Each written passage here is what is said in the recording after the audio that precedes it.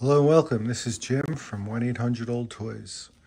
Today with me I have two Tonka steak trucks, and we're going to go over the different characteristics of each of these steak trucks so that you could get an idea of what to look for if you're interested in buying a Tonka truck in general. These particular steak trucks were first produced in 1955. And it has an extended wheelbase and was painted all red. And the steel stakes were standard, of course, and they both look almost exactly the same. If I turn these around so you could see them a little bit better, you could tell that one truck has a really glossy finish to it, and the bumpers are really shiny. And the other truck, although it looks the same, it doesn't look as shiny, and the bumper's dull. The paint is not as glossy, not as deep, full-bodied as this truck here is. And I got a tag on this truck. I don't know what it says, but I don't want anybody to get the wrong idea, because if you don't listen to the whole video, you're not going to really know what's important when you're looking to buy or evaluate the rarity or the price of a truck, if it's reasonable. So here on both of these trucks, they both say GVW 12,000, net 4,000. Let's look at this one that looks like it hasn't been played with at all. You have Mound Metalcraft ink. That's what you want to see, because that's, the early labels. There is a convention to the labeling that Tonka used that many can provide assistance in understanding the year the vehicle, the toy was made. These stickers are nice. They're not, scraped or peeling or chipping. The wheels are in very nice condition. These hubcaps are glossy. These wheels feel rubbery too. What you could see here is there is a place for mud flaps. So these two loops here would be for rubber mud flaps. They're not there. I don't know, but this truck looks like it's never, been played with. I mean, this is a really nice truck. And I'm surprised the stakes didn't fall out when I turned it upside down. That would have been embarrassing.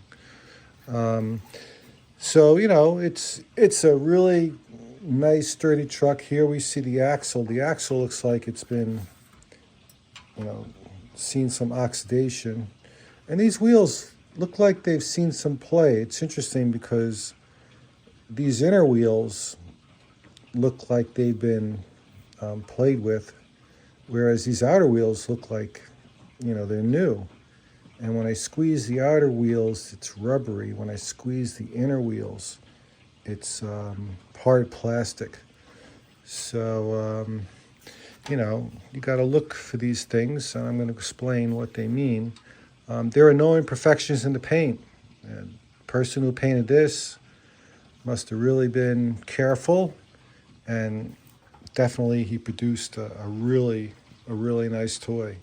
I mean, this is just a beautiful toy, irrespective of whether or not it's been super cleaned by someone, which sometimes detracts the value. But when you have something in this condition that's this beautiful, you could actually buy this toy and give it to a child today, and they would just love it to death, and they wouldn't realize, that these were first made in 1955. Now here we have the second one. This one looks like it's been played with, right? It's got some wear on the hood here, which is, a nice place to put a lot of other toys if you're playing with it. Maybe, you know, you rammed it or something like that. This bumper isn't broken. It's got a dent, but it's certainly, you know, got a patina to it. You know, and the paint is nice. I mean, it's got a nice patina to it, but you can see down here, I hope you can see it, there's some hazing of the paint, and here too. Now, it looks like that when they sprayed it, that this curve, based upon the angle that they were spraying, maybe didn't get enough paint for it to cure properly, or to, you know, gloss over, if I could use that term. These tires are very hard. I don't think they're rubbery. They're certainly not as rubbery as the other ones.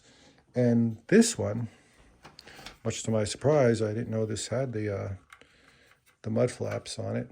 So this one has the mud flaps. So this these mud flaps look like they're original too.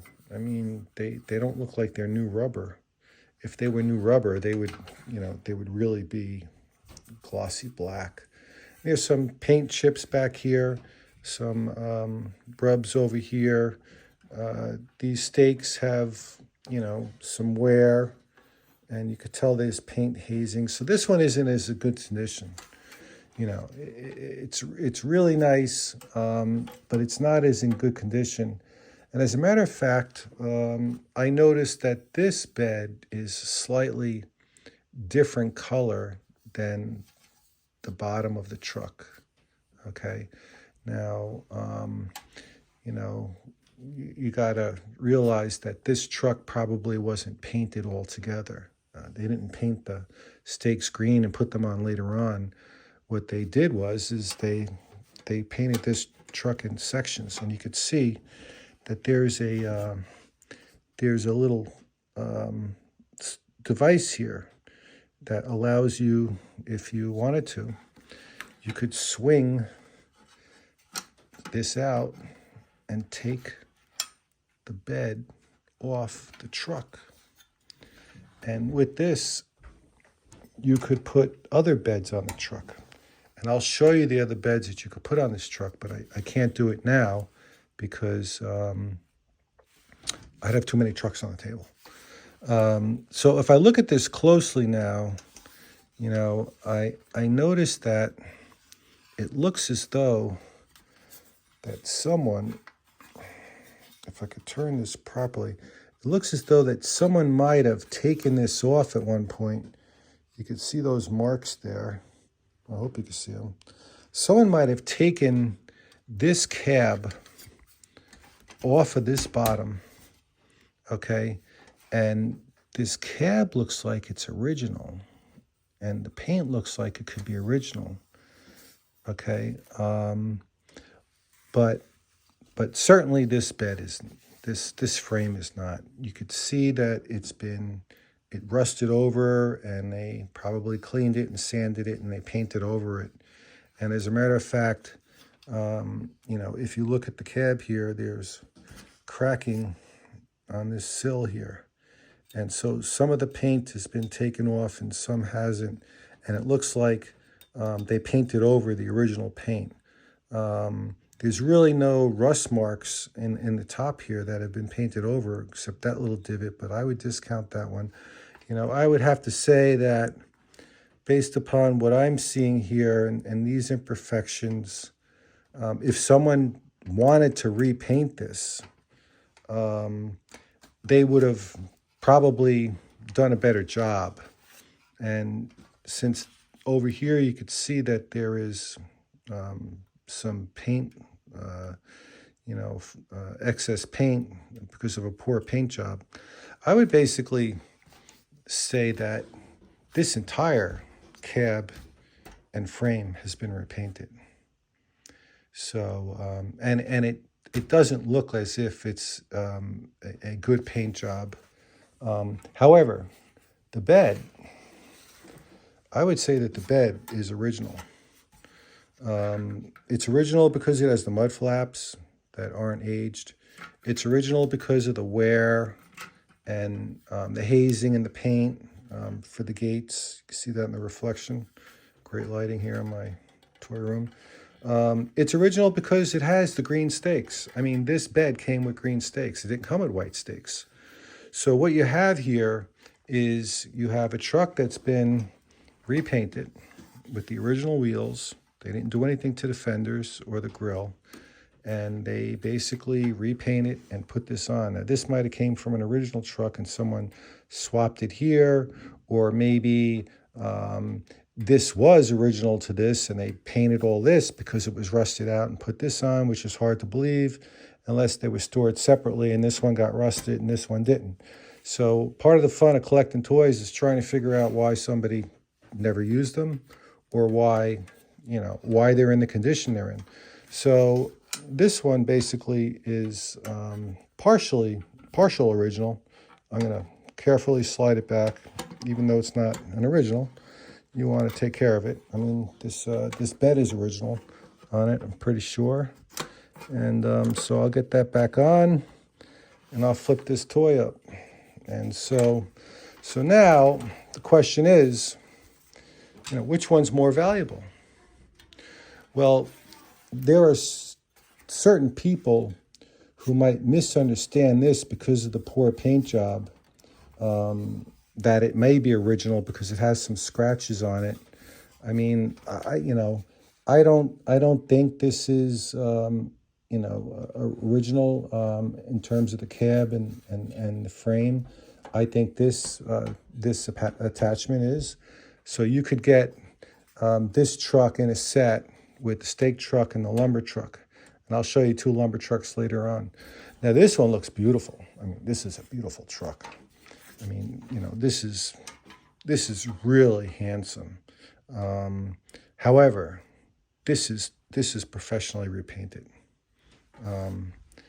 I know where I got these, and this is just a beautiful truck. It's it's spectacular, and I would say that these two trucks, because this has the rear stake bed on it that's original and authentic, I would say that these two trucks are worth about the same. But you might not want to collect trucks that have been beautifully repainted. That might be something that you want to do for certain types of trucks. But if you're going to buy a repainted truck, I would get a custom. There are a lot of really great craftsmen out there who are taking Tonka vehicles and modifying them, and you can't tell that they were never produced. I mean, certainly you'd know Tonka didn't make them, but you would never know that somebody did it. It's just, they're wonderful, and they go for sometimes $1,200, $1,500, especially if they're like tow trucks or utility trucks with tanks on them and all sorts of things. I've seen them, they're beautiful, but you have to be that collector. You have to be the one who likes the customs or likes the repaints, or the ones that like original. This isn't totally original, but it's certainly, I would say most people would think it's original. But so this again is the first stake truck of 1955, and the first one came with the mud flaps and the green stakes. This is the original bed. I would say that this piece alone is worth more than that truck, because somebody who's looking for authentic truck who doesn't collect repaints would want the bed more than they would want that other truck. So my name is Jim. I could be reached at 1-800-OLD-TOYS, or send me pictures at oldtoys@yahoo.com. If you have a toy, you're not sure if it's authentic, or if you want to maybe find out a little bit more about the toy, and you tend to keep it, sell it, gift it, doesn't matter. You should always know what you have before you let it go, even if it's something you don't collect or something you're not interested in, because you might learn about the toy and find out that you find it terribly interesting, and then you'll be like a lot of us, you'll end up collecting Tonka toys and Tonka trucks, and So I always encourage people to keep their toys and to learn about them before they do anything with them, because a lot of people regret selling their toys because the money comes in one hand and out the other, whereas the toys could stick around and provide memories for a very long time and for next generation, if that's what you want to do with them. All right, have a good night. And I'll be doing more videos. I have a collection of Tonkas, G.I. Joe, Matchbox, Dinky, Corgi, Lionel Trains, Captain Action, and some really rare stuff too, and I want to share it. So if you have any questions, give me a holler. Have a great night. See you next time. Bye.